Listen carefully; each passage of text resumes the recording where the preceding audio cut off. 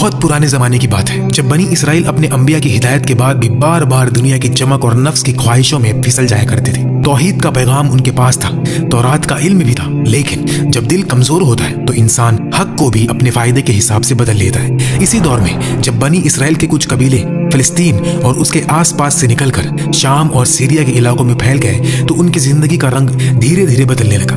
नए इलाके, नए लोग, नई रस्म और रिवाज और सबसे खतरनाक चीज पुरानी कौमों की बुत परस्ती का असर। यही से बाल का फितना शुरू होता है। बाल असल में एक आम लफ्ज था जो सेमिटिक और इब्रानी जबानों में मालिक, आका, सरदार, रब जैसा यानी मास्टर, ओनर, प्रोवाइडर के मानी में आता था।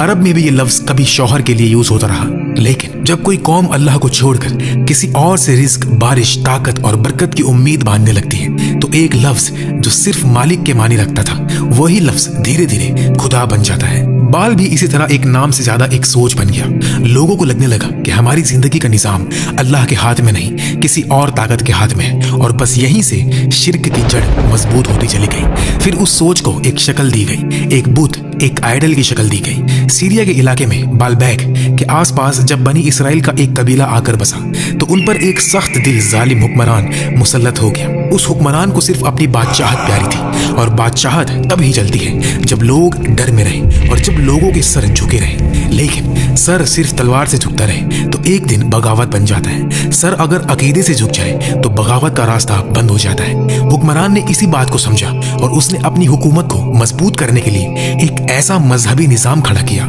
जिसमें लोग अल्लाह के बजाय बाल को रब समझे और बादशाह को बाल का निगहबान और रिप्रेजेंटेटिव मान ले। यानी बुत परस्ती सिर्फ इबादत नहीं रही, वो पावर का निजाम बन गई। इस तरह बाल का आगाज हुआ, पहले लफ्ज, फिर सोच, फिर आइडल, फिर रिवाज और फिर निजाम। और जब निजाम बन जाता है तो सिर्फ आम लोग नहीं, बड़े बड़े प्रीस्ट और सरदार भी उसमें हिस्सा डाल देते हैं।